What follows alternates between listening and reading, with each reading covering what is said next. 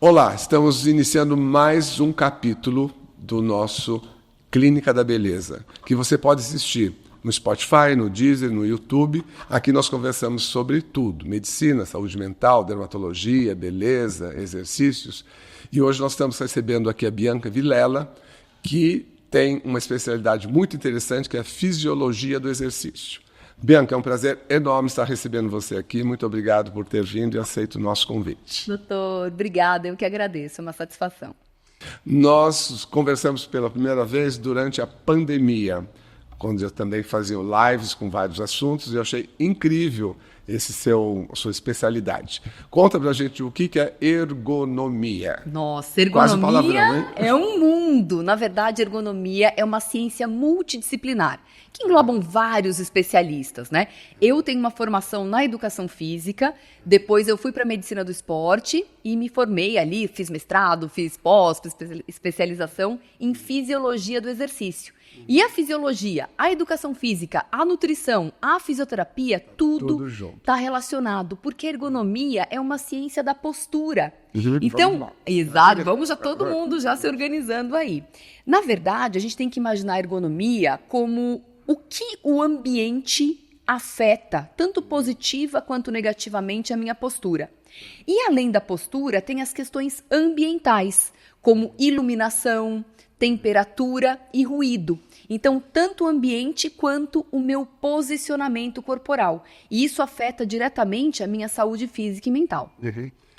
E a coluna, como é que fica nessa história? O que fazer para prevenir os problemas de coluna, né, se exercitando e sentando direito? Sim, bom, a gente tem que lembrar primeiro que a coluna é um desafio da gravidade. Imagine 33 vértebras, uma sobre as outras, né, tentando ali ficar no lugar. A gente tem as curvas fisiológicas. A nossa coluna não é uma coisa reta, uma régua, né? A nossa coluna é um S. E ela tem esse formato de S porque se eu der um pulo, por exemplo, ela amortece o impacto. Então, a coluna é uma mola. E ela tem exatamente esses desvios, digamos assim, né? Só que não são desvios. Desvios é quando a gente acentua o que é fisiológico. E aí a gente tem hipercifose, hiperlordose, escoliose. Aí a gente tem os desvios posturais. Mas a coluna, ela precisa muito da nossa ajuda no que diz respeito à consciência corporal. E aqui tem um item importante, doutor, que é o fortalecimento da musculatura, que é a nossa capa, né? Não tem ali o Transformers? Quando ele vira ali o Transformers, ele tá todo maquinado.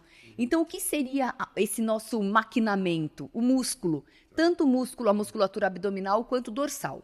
O famoso core. Exato. Se eu tenho aquele monte de vértebra ali, né, posicionada, e sem músculo, durinho, o que acontece? As vértebras ficam soltas, ficam sem estabilidade. Diferentemente, se eu tiver a musculatura ali bem posicionada, bem estabilizada, a minha coluna vai ficar no lugar. E aí você então recomenda pilates, musculação, caminhada? Qual é o ideal para a gente ter esse fortalecimento para manter a coluna do jeitinho que tem que estar? Perfeito. Bom, primeiro são 2 tipos de exercício, 2 modalidades que a gente pode elencar aqui. A parte aeróbia, como, né, o senhor realmente mencionou, como a caminhada, a bicicleta, o transporte, hoje as escadinhas na academia que estão super na moda. Para quê? Para manter o peso corporal. Isso é fundamental, gente. Não estamos falando de estética aqui. A gente está falando de saúde da coluna mesmo, né? Fisiologia. Qualidade de vida. Então, o que a gente tem que fazer? Atividade aeróbia para manter o meu peso, para manter meu cardio, né, legal, e os exercícios de força. É o queijo com goiabada, é o arroz com feijão, não tem como comer um só, né? Ah, mas cadê o queijo? Mas faltou a goiabada. E a goiabada é a musculação, é o pilates, são os exercícios funcionais. É claro, eu estudo isso há muitos anos, então o que realmente é melhor em termos de fortalecimento é a musculação. Ela é segura, porque os exercícios funcionais, você muitas vezes usa o peso do seu corpo. Se a pessoa não tem consciência corporal, as lesões vão lá para cima, né? A incidência de lesão acontece com mais frequência.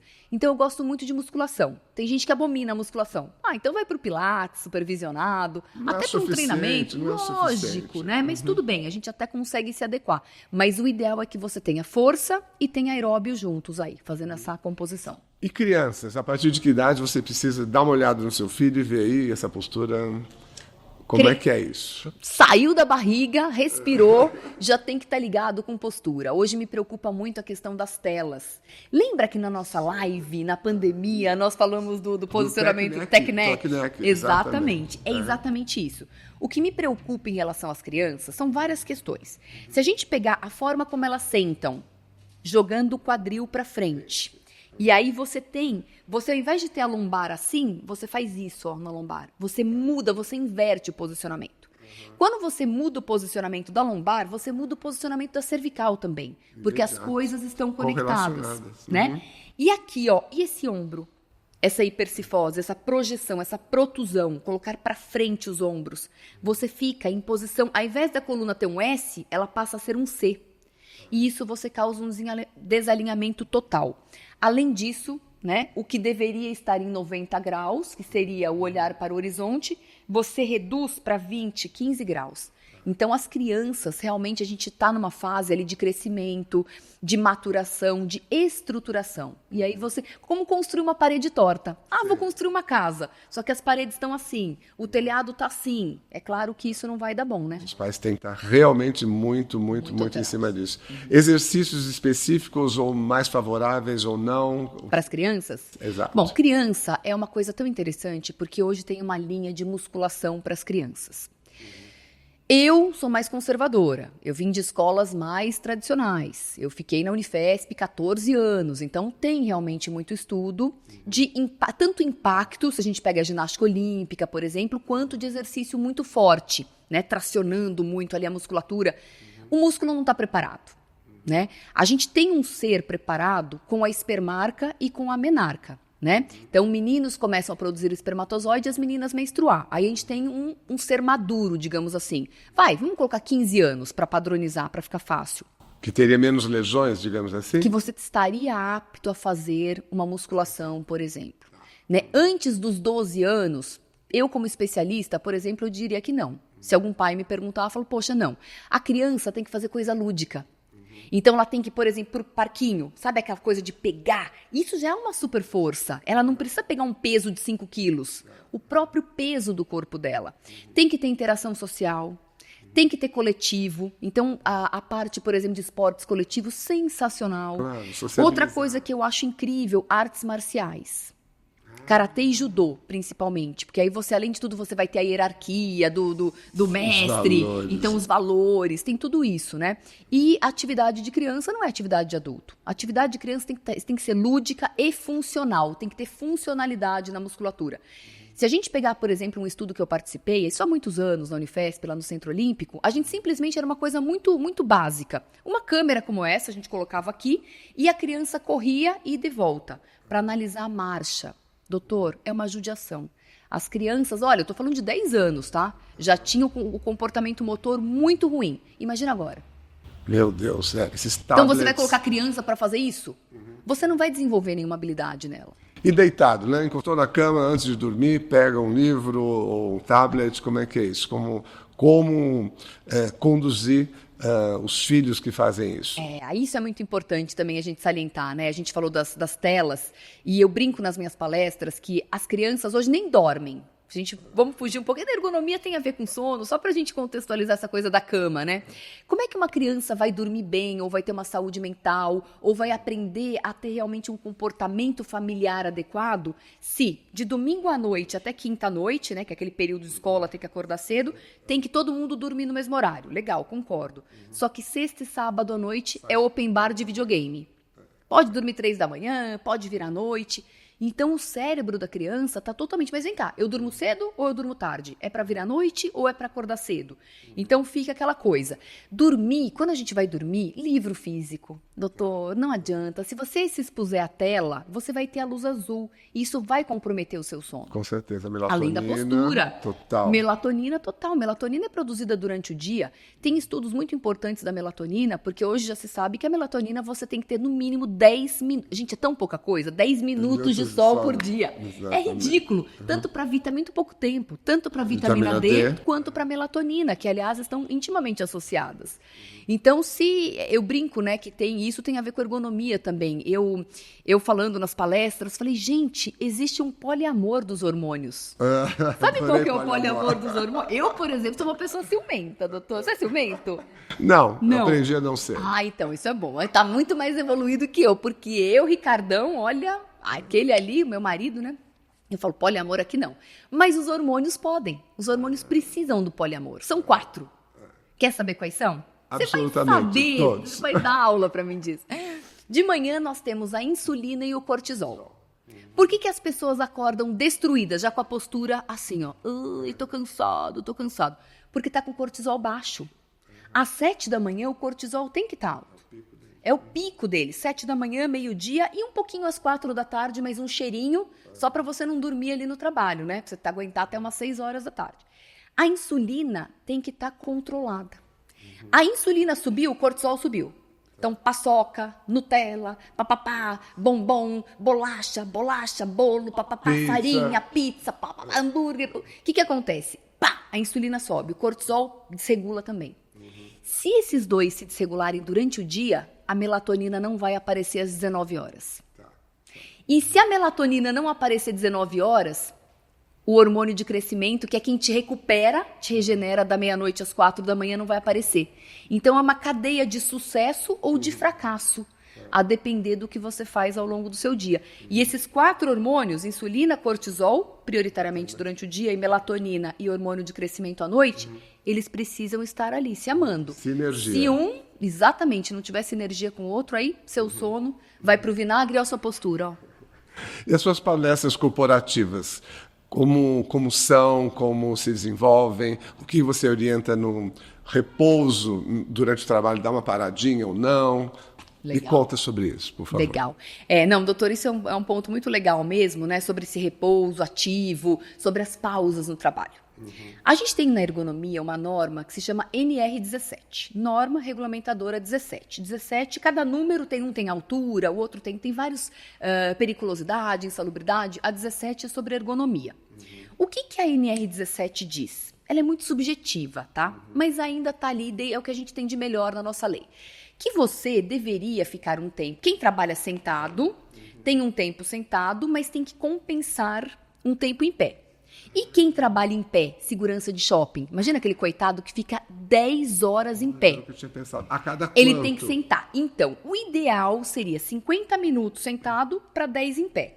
Ou então, 50 minutos em pé para 10 sentado. Ninguém faz isso. Ninguém faz isso. É surreal. É inviável. Então, trazendo aqui para a realidade, saindo lá da casinha da Barbie, né, que seria o mundo perfeito, para a nossa realidade brasileira, o que eu administro? Eu falo, gente, o que a gente tem que fazer? O que dá para ser feito? 2 pausas pela manhã e 2 pausas à tarde. De 10 minutinhos cada. Você já reparou que em shopping, a galera agora tem aquele banquinho semi-sentado? Eu aplaudo. Eu falo, que legal, aplaudo. Porque é muito importante, o cara precisa sentar. Ninguém tem uma resiliência física a ponto de ficar 15 horas não, ali. Não, impossível. O organismo não foi preparado para isso. Lógico, nós não somos robôs. Então tem que ter sim, portaria, shopping, essa galera de ficar em pé tem que ficar sentado. Agora, trazendo aqui para a nossa realidade, que eu acho que é a maior parte do nosso público, né? Que é a galera que trabalha em escritório. Gente, ninguém merece. Uma pergunta. Imagina você fica 10 horas sentado, trabalhando, mais 2 horas sentado no carro. 12 horas, mais 8 horas deitado para dormir. A pergunta é que horas você fica em pé. Por isso que as pessoas estão com o metabolismo tão comprometido. Aí começam pensa a nesses colocar... números, hein? Exato, começa a colocar a culpa. Que eu tenho metabolismo lento. Não, você não tem metabolismo lento. Você só não está usando esse metabolismo. E a gente precisa uma conta... Olha, nenhum especialista em saúde... As pessoas até sabem, mas não falam, não sei por quê. Mas como é que você ativa seu metabolismo? 400 calorias por dia de déficit por meio de movimento corporal, que é mais ou menos 1 hora, 1h20. Então, o que você pode fazer nas suas pausas? Ficar em pé, trabalhar em pé, falar ao telefone em pé, colocar o seu laptop numa prateleira e fazer uma videoconferência em pé. Quanto mais tempo em pé, mais ativa o seu A metabolismo. gente não vê isso no dia a dia. Não vê isso no dia a dia. Eu já instalei mesas pantográficas em 2 empresas.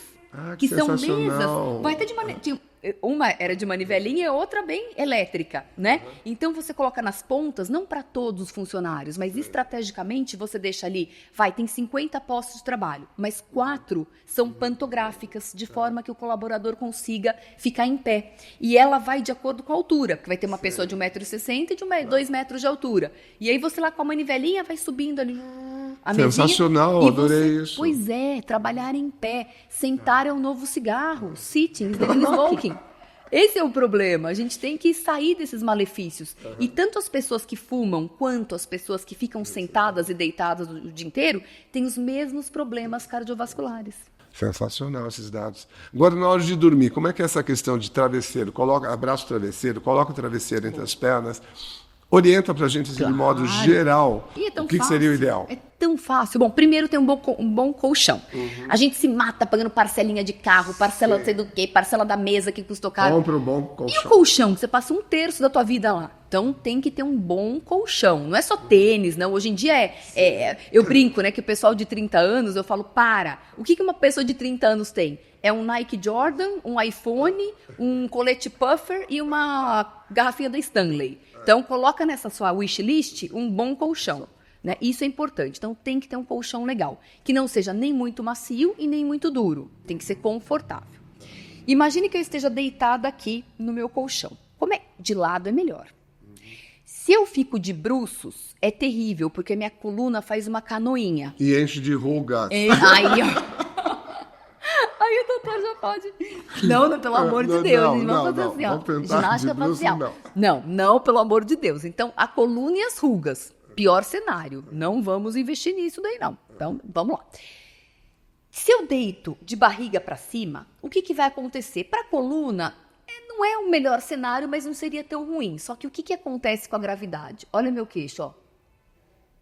E aí? Respiração. Ronco. Tanto é que a gente sempre, né, tá lá dormindo com alguém, a pessoa começa a roncar, a gente dá um choro, vira de lado, porque daí a gravidade não vai incidir. Então, o melhor é dormir de lado. Idealmente, seria variar de um lado, depois pro outro. Não tem um melhor que o outro. Mas as pessoas preferem. Eu prefiro dormir aqui com o ombro. Tem as preferências. Mas o ideal é que você também troque, né? Por quê? Porque a gravidade também vai mexer na estabilidade da sua coluna. São 33 vértebras, né? É bem grande o espaço da nossa coluna. Então, o ideal de lado, imagina que eu esteja aqui, ó, né? No meu colchão, tá? Como que tem que ser o meu travesseiro? Imagina se o meu travesseiro for muito alto. Olha o que vai acontecer com o meu pescoço. Ou muito baixinho. Olha aqui, olha a tensão que aparece. Então, o travesseiro tem que manter o pescoço na posição neutra. Tem que ser esse tamanho aqui, ó. Do ombro até a minha cabeça, de forma que ela não vá nem para a direita, nem para a esquerda. Ombro, geralmente as pessoas têm muita dor no ombro, começa a mexer o ombro e tal. O que seria interessante? Abraçar um travesseiro. E o joelhinho, que ele tem essas pontinhas aqui, né? O que seria legal? Um travesseiro fininho. Então, é uma ciência dormir, né? Você tem que se preparar. Aí, placa de bruxismo, placa não sei o quê. CPAP. Antes do skincare. Antes do skincare, vai lá no tônico e tal, aquela coisa toda, creme, anti-ruga. Então, é isso. É basicamente você ficar mais de lado, deixando um travesseirinho, abraça aqui um maior e o pescoço. Aqui é o principal, pescoço em posição neutra. Escolher a melhor cadeira para trabalhar. A Herman Miller é famosa por ter ganho vários prêmios de ergonometria. Ergonomia. Por que ela tem tanta qualidade? Então, na verdade, as cadeiras são maravilhosas, realmente tem qualidade porque tem ajustes e tem conforto. São maravilhosas, você consegue uma mobilidade. E consegue fazer nas pausas, você consegue ajustar. Quanto melhor os ajustes, né, mais favorável, porque somos diferentes. Nosso tamanho do fêmur é diferente, o cotovelo, enfim. Tem tudo isso. Só que não adianta ter uma super cadeira se você insistir... E sentar lá na pontinha do assento. Ou aqui, né? Então, o que é uma cadeira boa? É uma cadeira que dos pés à cabeça você fique ajustado, mas se você não tiver consciência corporal, não adianta nada. Então, pés apoiados no chão. Pessoas com 1,60 m ou menos precisam de um suporte de pés, senão ficam ali. Isso, senão ficam com os pezinhos flutuantes, e isso vai incidir uma pressão na lombar. Joelhos em 90 graus. Então, você tem... Aqui, por exemplo, eu teria que estar aqui, ó. É que a gente está conversando, isso aqui não é um posto de trabalho. Isso aqui a gente está tranquilo, né? Isso aqui, beleza, relax. Então, aqui está tudo certo. Mas não dá para eu trabalhar no sofá. Então, se eu tivesse uma cadeira, para ficar em 90 graus, eu estaria um pouquinho mais alta do que isso. Os glúteos não podem ser jogados para frente. Os isquios, nós temos 2 ossinhos, um de cada lado do bumbum. Eles têm que estar apontados para baixo. Quando eu faço isso, eles fazem isso. Então, bumbum lá no apoio, né? Então, o glúteo tem que estar firme na cadeira. Gira os ombros para trás. E o pescoço? Ó, meu pescoço aqui tá para frente. O que eu tenho que fazer? Olha para cima. Olha para cima. E volta. É, sensacional. Gente, eu ensino isso nas empresas, parece que é, nossa, mas é tão fácil. Pois é, agora se mantenha assim. Repita isso, Repita né? isso como um hábito, exato. Não adianta só ter uma cadeira maravilhosa, você tem que ter a sua adaptação. Bianca, nosso tempo acabou, não é possível. Assim? Foi muito rápido, mas eu queria que você deixasse aqui uma mensagem final para os nossos seguidores, dicas básicas. Legal. Por favor. Tempo e energia vital são coisas que estão faltando no mercado. E nós temos, e é finito. São 2 coisas totalmente finitas. Então, use e abuse do seu tempo e da sua energia vital. Só que para isso, tem que ter uma coisinha chamada responsabilidade. Então, tenha autonomia sobre a sua vida, sobre o seu corpo, tenha uma vida mais leve, feliz. E aproveite esse tempo aqui nosso, né, doutor? Como nós estamos fazendo. Não é? Em pleno sábado, estamos aqui conversando. É um prazer enorme sempre te encontrar. A gente sempre aprende com você. Muito obrigado. E nós estamos terminando aqui mais um capítulo da nossa 5ª temporada. Você pode assistir nossos episódios no canal Clínica da Beleza, no Spotify, no Deezer e no YouTube. E nós adoramos quando vocês nos escrevem sugerindo temas para desenvolvermos os nossos capítulos e as novas temporadas. Obrigado e até uma próxima.